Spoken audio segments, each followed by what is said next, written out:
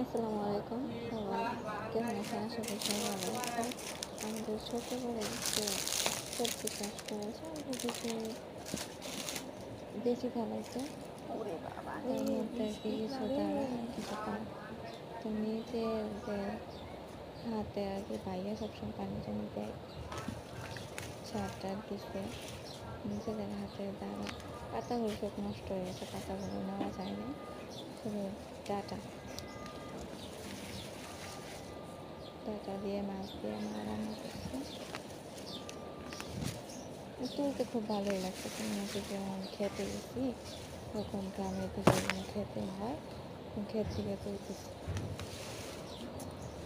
এরকম একটা ফিল।